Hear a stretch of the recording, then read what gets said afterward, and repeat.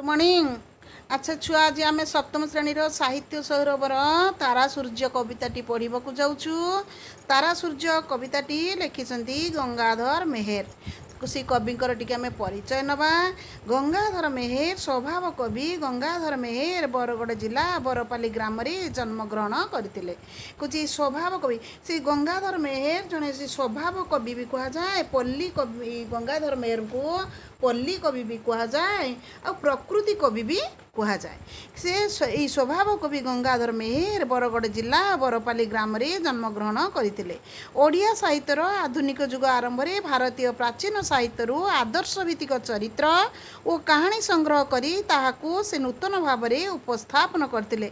कुछ आम ओडिया साहित्यर आधुनिक युग जो आरंभ है सेतेबेले आम भारतीय प्राचीन माने पुराना साहित्य आदर्श भित्तिक चरित्र आ कहानी को से संग्रह करी गोटे नूतन भाव में उपस्थापन करते होची कविता।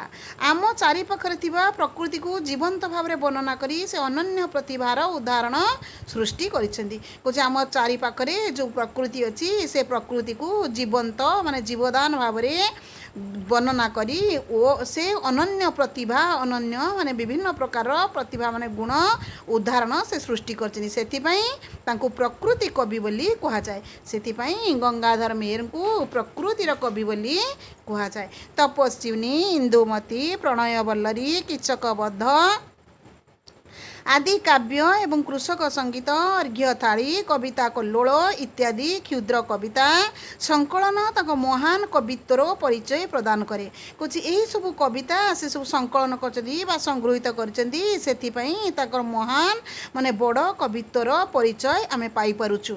कुछ मातृभाषा मातृभूमि की भल पाउथिबा एही कवि आधुनिक कलार उच्च शिक्षा पाई नथिले मध्य तांको रचना गुड़िक काल काल धरी आमको उन्नत शिक्षा प्रदान करुची। कुछ मातृभाषा माँ पाखु आम जो भाषा शिखी मातृभूमि माने जन्म माटी को जो भल पाउथिबा एही कवि आधुनिक कालर बा आधुनिक समयर उच्च शिक्षा पाई नथिले पुराना जुगरे से होची ना से गंगाधर मेहेर जिते से पाठ पढ़ी से अधिक पाठ पढ़ी नथिले आउ से तांकर जो जहाँ पाठ कम पाठ पढ़ी रचना गुड़िक काल काल माने जुग जुग को आमको बहुत उन्नत शिक्षा प्रदान करुछि। तारा सूर्य कविताटी अर्घ्यथाली कविता संकलन आन्वित। आमे जो तारा सूर्य कविताटी पढ़ा जाऊँ एटा हूँ कौटू संकलन करा जाइछि कौटू आसी आन्वित आन्वित माने आसी ना अर्घ्यथाली कवितारू आसी अछि। एथिरे कवि विदेशी शासन को लक्ष्य करी आम सूर्य आम पाई सबुठु उज्जवल बोली स्वाभिमान रो वार्ता प्रदान करछंती। एथिरे कवि होची गंगाधर मेहेर विदेशी शासन इंग्रेज माने आमको जो शासन करुतले से शासन को लक्ष्य करी आम सूर्य आम पाई सबुठु उज्जवल बोली स्वाभिमान रो वार्ता से आमको प्रदान करछंती। कुछ आमर हित जो कवितारे ये जो कविता सूर्य तारा सूर्य कविता जो आम पढ़ा जाऊँ ये कवितारे कवि आम सूर्य आम केमती महान बोली स्वाभिमान उक्ति प्रकाश करछंती। आमर हित बा मंगल साधन करुवा ये सूर्य ही आमर स्मरण आ हितकारी हित को अस्वीकार करवा आम जन हित करुच्ची बा साहाय्य करुच्ची बा मंगल करुच्ची ताको अस्वीकार करवा न मानिबा आम देशर गोटे निमक हाराम अटे बोली आम देश में निमक हाराम अटे बोली कवि नीतिवार्ता कविता माध्यम रे प्रदान करछंती। वर्तमान आमे कविताटी को पढ़ी एबे कविताटी को आवृत्ति करिबा। तुमे भी मसरी बसिकी कविताटी को आवृत्ति करुथिबो। देखो पिला माने हे तारका गण किंपा दिश सान सान तुमे पराछ केते रवि रश्मि मान दिवसे नदिशी किंपा रजनी रे दिश प्रभाकर हई तुम्ब मने भय किस जानिली जानिली तुमे सूर्य अट सत आलोकित करुअछ निजर जगत आंभ भास्कर को तुम्भ राज्य लोक सारा बोलुछंती गगनर क्षुद्र एक तारा।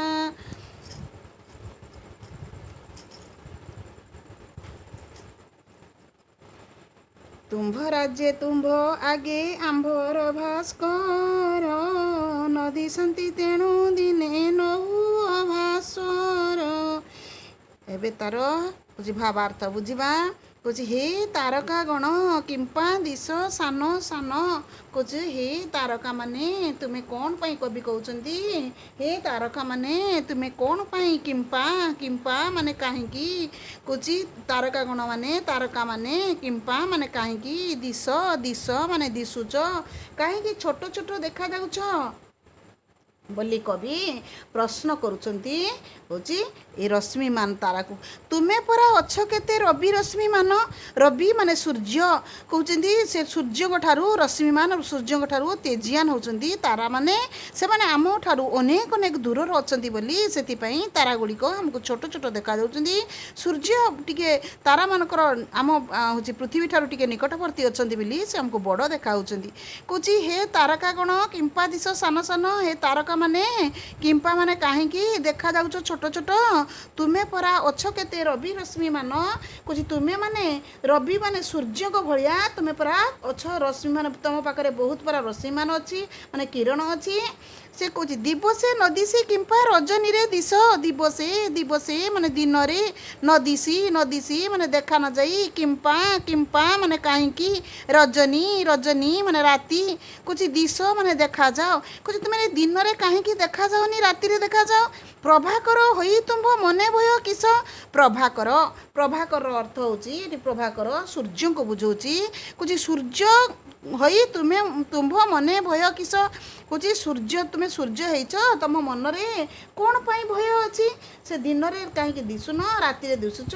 ସୂର୍ଯ୍ୟ ହେଇ ମଧ୍ୟ ସେମାନଙ୍କ ମନରେ କ'ଣ ଭୟ ବୋଲି କବି ଜାଣିବାକୁ ଏଠି ଚାହିଁଛନ୍ତି। ବୁଝିପାରିଲ ନା। ଜାଣିଲି ଜାଣିଲି ତୁମେ ସୂର୍ଯ୍ୟ ଅଟ ସତ, ଆଲୋକିତ କରୁଅଛ ନିଜର ଜଗତ। କବି କହୁଛନ୍ତି ମୁଁ ଜାଣିଲି ଜାଣିଲି ତୁମେ ସତରେ ସୂର୍ଯ୍ୟ, ଆଉ ସାରା ଜଗତ, ଜଗତ ମାନେ ପୃଥିବୀକୁ ତୁମେ ଆଲୋକିତ କରୁଛ, ମାନେ ଆଲୋକ ପ୍ରଦାନ କରୁଛ। ଆମ୍ଭ ଭାସ୍କରକୁ ତୁମ୍ଭ ରାଜ୍ୟ ଲୋକ ସାରା, ବୋଲୁଛନ୍ତି ଗଗନର କ୍ଷୁଦ୍ର ଏକ ତାରା। କହୁଛି ଆମ୍ଭ ଭାସ୍କର, ଭାସ୍କର ମାନେ ଏଠି ସୂର୍ଯ୍ୟଙ୍କୁ ବୁଝଉଛି। ଭାସ୍କରଟା ହେଉଛି ସୂର୍ଯ୍ୟଙ୍କର ପ୍ରତିଶବ୍ଦ ହେଉଛି ଭାସ୍କର। ସେ କହୁଛି ଆମ୍ଭ ଭାସ୍କରକୁ ତୁମ୍ଭ ରାଜ୍ୟ ଲୋକ ସାରା। କହୁଛି ଆମ୍ଭ ସୂର୍ଯ୍ୟଙ୍କୁ ରାଜ୍ୟଟା ସାରା ଲୋକମାନେ ବୋଲୁଛନ୍ତି, ମାନେ କହୁଛନ୍ତି। ଗଗନ ମାନେ ଆକାଶ, କ୍ଷୁଦ୍ର ମାନେ ଛୋଟିଆ ହେଉଛି ଏକ ତାରା। କହୁଛି ଆମ ଦେଶର ଲୋକମାନେ ସମସ୍ତେ ବା ରାଜ୍ୟର ଲୋକମାନେ ସମସ୍ତେ କହୁଛନ୍ତି ଯେ ଆକାଶର ଗୋଟିଏ ଛୋଟ ତାରା ହେଉଛି ଏଇ ସୂର୍ଯ୍ୟ। ସେ କହୁଛି ତୁମ୍ଭ ରାଜ୍ୟେ ତୁମ୍ଭ ଆଗେ ଆମ୍ଭର ଭାସ୍କର, ନଦୀଛନ୍ତି ତେଣୁ ଦିନେ ନହୁଅ ଭାସ୍ୱର। କହୁଛି ତୁମ୍ଭ ରାଜ୍ୟେ ତୁମ୍ଭ ଆଗେ ଆମ୍ଭର ଭାସ୍କର। କହୁଛି ସେହି ରାଜ୍ୟରେ ଆମର ସୂର୍ଯ୍ୟ ଦିନକର ଭାସ୍ୱର, ଭାସ୍ୱର ମାନେ ଉଜ୍ଜଳ।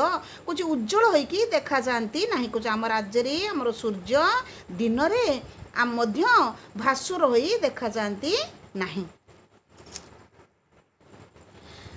ଯାହାକୁ ଯେମନ୍ତେ ଦିଶେ ତେମନ୍ତେ ସେ ଭାସେ, ସେ କଥାରେ ମହତଙ୍କ କି ଯାଏ କି ଆସେ। ତୁମ୍ଭ ରାଜ୍ୟ ଦିଅ ତୁମ୍ଭେ ପ୍ରଚୁର କିରଣ, ତେଣୁ ସେହିଠାରେ ଥିବ ତୁମ୍ଭର ବିପଣ। ଆମ୍ଭ ରାଜ୍ୟ ଆମ୍ଭର ବି କରେ ତମ କ୍ଷୟ, ଏଣୁ ଆମ୍ଭେ ଚାହୁଁଥାଉ ତାଙ୍କର ଉଦୟ। ତୁମ୍ଭେ ଯେତେ ବଡ଼ ହେଲେ ଆମ୍ଭର କି ଲାଭ, ଆମ୍ଭ ତମ ନାସିବାକୁ ନାହିଁ ତ ପ୍ରଭାବ।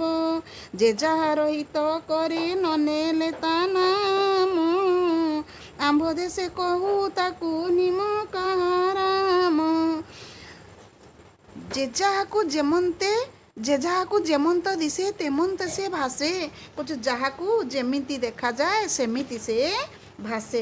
କହୁଛି କବିଙ୍କ ମତରେ ପ୍ରକାଶ କରିଛନ୍ତି ଯେ ଯାହାକୁ ଯେଉଁ ପ୍ରକାରର ଦେଖାଯାଏ ତାହାକୁ ସେ ସେହିଭଳି କହିଥାଏ।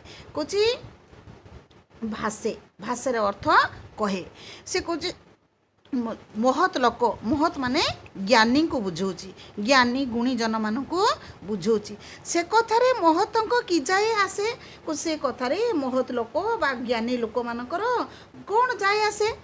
ତୁମ୍ଭ ରାଜ୍ୟ ଦିଅ ତୁମ୍ଭେ ପ୍ରଚୁର କିରଣ ତେଣୁ ସେହିଠାରେ ଥିବ ତୁମ୍ଭର ବିପଣ। କହୁଛି ତୁମ୍ଭ ରାଜ୍ୟରେ ହେଉଛି କବି ବିଚାରରେ ତାରକାମାନେ ନିଜ ରାଜ୍ୟରେ ଯେମିତି ପ୍ରଚୁର କିରଣ ଦିଅନ୍ତି ତେଣୁ ସେଠାରେ ତାଙ୍କର ରବି ପଣିଆ ଥିବ। ହଁ କି ସେ କହୁଛି ଏଠି କବି କହୁଛନ୍ତି ଆମ୍ଭ ରାଜ୍ୟ ଆମ୍ଭ ରବି କରେ ତମ କ୍ଷୟ ଏଣୁ ଆମ୍ଭେ ଚାହୁଁଥାଉ ତାଙ୍କର ଉଦୟ। ପୁଣି କବି କହୁଛନ୍ତି ଆମ୍ଭ ରାଜ୍ୟରେ ଆମର ସୂର୍ଯ୍ୟ ଅନ୍ଧକାରକୁ ନାଶ କରୁଥିବାରୁ ଆମେ ତାଙ୍କର ଉଦୟଟାକୁ ଚାହୁଁଛୁ। କ୍ଷୟ କ୍ଷୟ ମାନେ ନଷ୍ଟ, ତମ ତମ ମାନେ ଅନ୍ଧକାର, ରବି ରବି ମାନେ ସୂର୍ଯ୍ୟ, ଉଦୟ ସୂର୍ଯ୍ୟ ଯେଉଁ ଉଦୟ ହୁଅନ୍ତି। ଯେତେ ବଡ଼ ହେଲେ ଆମ୍ଭର କି ଲାଭ ଆମେ ଆମ୍ଭ ତମ ନାସିବାକୁ ନାହିଁ ତ ପ୍ରଭାବ। ଏଠି କବି କହୁଛନ୍ତି ତୁମେ ତାରକାଗଣ ତୁମେ ଯେତେ ବଡ଼ ହେଲେ କ'ଣ ହେଲା ଆମର କି ଲାଭ, ତୁମେ ଯେତେ ଉଜ୍ଜଳ ହୁଅ ଆଉ ସୂର୍ଯ୍ୟଙ୍କ ଠାରୁ ତୁମେ ଯେତେ ଉଜ୍ଜଳ ବା ଦୀପ୍ତିବନ୍ତ ହୁଅ ଆମର କ'ଣ ଲାଭ, ଆମ୍ଭ ତମ ନାସିବାକୁ ନାହିଁ ତ ପ୍ରଭାବ। ଆମ ତମ ମାନେ ଅନ୍ଧକାରକୁ ନାସିବାକୁ ବା ଦୂର କରିବାକୁ ତମ ପାଖରେ ତ ପ୍ରଭାବ ନାହିଁ, ସେଭଳିଆ କିଛି ଅଛି ତମମାନଙ୍କର ତ ଶକ୍ତି ନାହିଁ। ଯେ ଯାହାର ହିତ କରେ ନ ନେଲା ତା ନାମ ଆମ୍ଭ ଦେଶେ କହୁ ତାକୁ ନିମକ ହାରାମ। ଏଠି କବି କହୁଛନ୍ତି ଯଦି ଆମର ଜଣେ ହିତ କାମ କରେ ବା ମଙ୍ଗଳ କାମ କରେ ଯଦି ଆମେ ତାର ନାମ ନ ନେଲେ ଆମ ଦେଶର ଲୋକମାନେ ତାକୁ ନିମକା ହାରାମ ବା କୃତଘ୍ନ ବା ଅବିବେକୀ ବୋଲି କହିଥାଉ। ନିମକା ହାରାମର ଅର୍ଥ ହେଉଛି କୃତଘ୍ନ ଅବିବେକୀ। ସେ କହୁଛି ହିତ ହିତ ମାନେ ମଙ୍ଗଳ, ଆମ ଦେଶରେ ଯଦି କିଏ ଯଦି ଆମର କିଛି ମଙ୍ଗଳ କାମ କଲା ଆମେ ତାର ନାମ ଯଦି ଆମ ଦେଶର ଲୋକ ନ ନେଉ ତାକୁ ଆମେ ସବୁ ନିମକା ହାରାମ ବୋଲି କହୁ। ଆଚ୍ଛା ପିଲାମାନେ ମୁଁ ଆଜି ତାର ଭାବାର୍ଥ କବିତାଟିର ତାରା ସୂର୍ଯ୍ୟ କବିତାଟିର ଭାବାର୍ଥ ବୁଝିଲି। କାଲିକୁ ହେଉଛି ଆମେ ପ୍ରଶ୍ନୋତ୍ତର କରିବା। ହଁ କି ଆଉ ତୁମେ ସବୁ ପାଠ ସବୁ ଖାତାରେ ସବୁ ଲେଖୁଛ ନା, ପାଠ ସବୁ ପଢ଼ୁଛ ନା, ହଁ କି ନା। ଆଉ ଦେଖ ଛୁଆ ତୁମକୁ ଯଦି ଭିଡ଼ିଓଟି ଭଲ ଲାଗିଥାଏ ତାହେଲେ ତୁମକୁ ହେଉଛି ତୁମ ସାଙ୍ଗମାନଙ୍କୁ ଭିଡ଼ିଓଟିକୁ ସେୟାର କରିବ, ଲାଇକ୍ କରିବ, ଚ୍ୟାନେଲକୁ ସବସ୍କ୍ରାଇବ୍ କରି ବେଲ୍ ଆଇକନ୍କୁ ଅନ୍ କରିବ। ଓକେ।